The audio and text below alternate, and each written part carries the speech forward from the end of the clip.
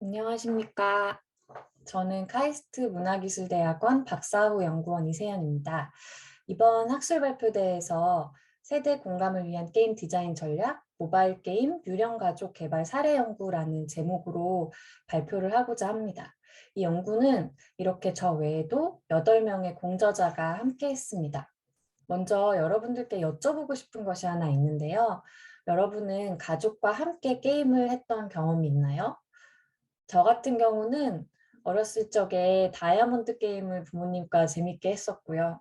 오락실 게임을 발견하면 아직도 가족들이 재밌게 하기도 하고요. 최근에는 피트니스 게임을 가족들이 같이 하기도 했습니다.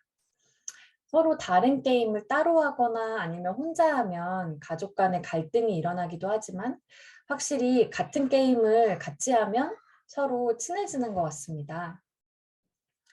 기존 연구에서도 서로 다른 세대가 함께 게임을 플레이하면 서로를 긍정적으로 인식하게 되고 부족한 부분을 배울 수도 있고 유대감이 높아진다고 합니다. 자기 개인적인 이야기를 가족에게 더 많이 털어놓게 되고 부모 자녀 관계를 수평적인 친구 관계처럼 만들어주고 코로나 상황처럼 서로 만날 수 없는 상황에서는 게임이 가족 간의 관계 유지에 도움이 되기도 합니다. 그렇지만 서로 다른 세대가 같이 게임을 하는 게 그렇게 쉬운 일은 아닙니다. 일단 게임 플레이 능력이 차이가 나고 디지털 리터러시 능력도 차이가 나고 서로 취향이나 관심사가 다르다 보니까 양쪽이 다 즐겁게 할 수 있는 그런 게임을 찾기가 쉽지 않습니다. 여러 연구자들은 그래서 세대 간에 함께 할 수 있는 게임을 만드는 것에 대해서 고민을 했었는데요.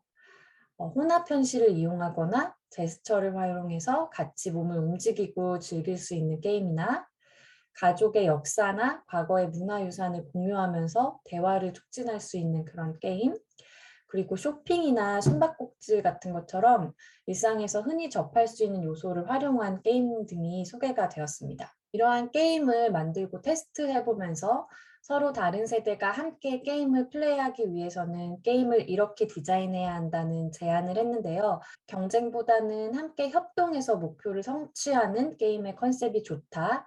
시니어 플레이어를 배려하는 디자인이 필요하다. 게임이 다른 세대에 대한 고정관념이나 편견을 유발하지 않도록 고려해야 된다. 이런 내용들이 있었습니다. 지금은 고령사회잖아요. 고령사회에서 세대 간의 갈등을 완화하기 위해서 다양한 세대를 아우를 수 있는 포용적인 디자인에 대한 관심은 높아졌지만 실제 게임 디자인 과정에서 이러한 가이드가 어떻게 반영될 수 있는지 실행한 그런 사례 연구는 부족하다는 생각을 했습니다. 그래서 이런 가이드가 실제 디자인 과정에서 어떻게 적용될 수 있는지 모바일 게임 유령 가족의 개발 사례를 통해 알아보는 것이 이번 연구의 목표입니다. 연구 방법인데요. 먼저 유령 가족 SML 게임에 대한 소개를 드리자면요. 약 1년간 기획 및 개발을 했고 모바일 디바이스를 통해서 플레이할 수 있는 지금 1차 프로토타입을 완성한 상태고요. 그래서 개별화된 난이도를 제공하는 기술을 적용한 것이 특징입니다. 이 게임의 스토리는 평화로운 유령 마을에서 이제 새 유령 가족 SML이 살고 있는데 서로 너무 달라가지고 매일 싸움으로 보내다가 이제 결국 이제 뿔뿔이 흩어지기로 마음을 먹는데 떠나기 전날에 하늘을 관찰하다가 마을에 유성이 떨어질 거라는 걸 알게 돼요. 그래서 이 유성으로부터 마을을 구한다는 그런 게임의 스토리를 가지고 있고요. 이 게임의 목표는 3명의 유령이 각자의 역할을 해서 특정 점수 이상을 달성해서 마을을 구하는 겁니다.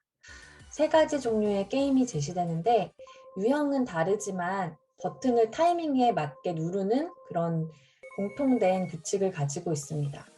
S게임은 발판이 초록색이거나 파란색일 때 터치를 해서 하늘 높이 올라갈수록 높은 점수를 얻게 되고 M게임은 캐릭터가 장애물을 피해서 오래 이동할수록 높은 점수를 얻는 게임인데요. 터치를 하면 캐릭터가 위로 가게 되어 있어요. 그래서 안 그러면 이렇게 아래로 떨어지고 그래서 장애물을 피해서 오래 이동하는 걸 목표로 하고요. 그리고 L게임은 3종류의 버튼이 제시되는데요. 유성이 아래로 떨어지는데 어느 쪽에서 떨어지는지 위치를 파악해서 목표 지점에서 정확하게 터치를 했을 때 점수를 얻게 되는 게임입니다.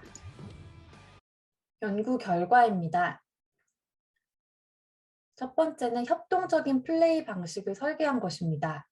서로 다른 세대가 게임을 통해 협력하고 유대감을 높일 수 있도록 하기 위해서 각자 다른 모습을 가진 3명의 유령 캐릭터로 플레이를 하게 됐고요. 이 3명의 플레이어가 각자 역할을 잘 수행함으로써 공동체의 성공을 경험할 수 있도록 하는 것을 컨셉으로 잡았습니다.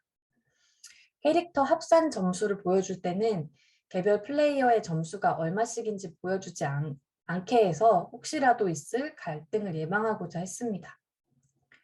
두 번째는 고정관념이나 편견을 유발할 수 있는 요소를 제거하거나 수정한 것입니다.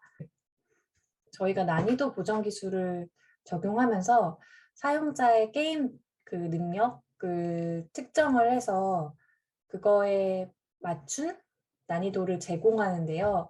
이때 사람들의 이제 기본적인 게임 능력을 측정을 하면서 이제 유령 이름을 부여하게 되는데 이 유령 이름을 정하는 데서 고민을 많이 했었습니다. 최종 유령 네이밍을 할 때는 억대 연봉의 프로게이머 유형, 되게 게임 능력이 높을 경우, 그다음에 게임 능력이 좀 낮게 나왔을 경우는 무겁지만 유능한 로봇 유령 이런 식으로 해서 어떤 나이대의 사람들이든 좀 즐겁게 재밌게 받아들일 수 있도록 유령 네이밍을 정했고요.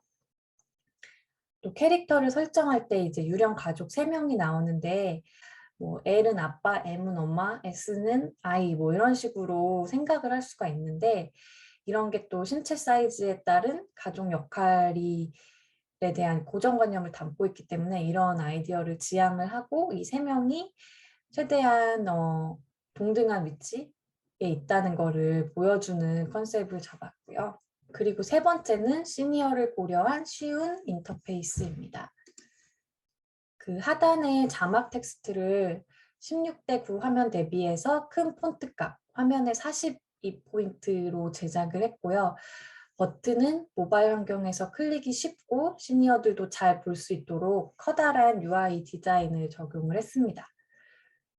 그리고 S게임에서 이제 발판을 색상으로 구분하는데 이거를 이제 X 표시나 화살표 표시 같은 걸 같이 넣어서 색깔뿐만 아니라 2가지로 이 게임의 버튼을 이해할 수 있게 했고요. 그리고 알파벳을 사용해야 될 때가 있을 때는 괄호 안에 한글 발음을 제공을 하도록 했습니다.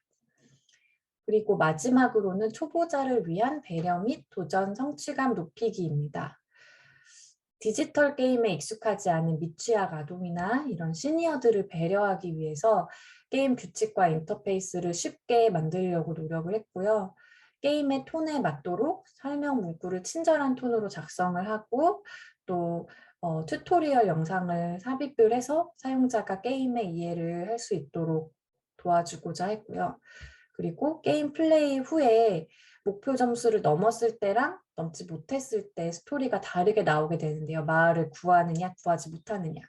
근데 마을을 구하지 못했을 때도, 즉 목표 점수를 넘지 못했을 때도 좀 좌절하기보다는 다시 시도할 수 있도록 스토리를 설계하려고 했습니다. 논의 및 결론입니다. 선행 연구의 가이드라인이 어떻게 적용되어 있는지를 보면 테마 1에서는 협동하는 목적, 협동해서 목적을 성취하는 게임 컨셉으로 했고 테마 2에서는 고정관념이나 편견 유발하지 않도록 수정을 했고요. 테마 3과 4에서는 시니어와 게임 초보자를 배려한 디자인이 필요하다는 가이드를 적용을 했습니다. 그렇지만 연구에도 한계가 있는데 실제 참가자들의 경험을 담지 못했다는 것에 한계가 있었고 아직도 좀 사용자 친화적이지 못한 부분이 많이 있습니다. 그래서 이거를 지속적으로 수정 중에 있습니다. 이 연구의 의의는 게임 디자인 과정에서 다양한 플레이어들을 아우르려는 포용성을 높이려는 시도로서 의의가 있고요. 앞으로 세대 간의 고정관념이나 차별 요소가 줄어들고 이 성숙한 게임 문화가 이루어지는데 이 연구가 기여할 수 있기를 기대합니다. 제 발표는 여기까지입니다. 감사합니다.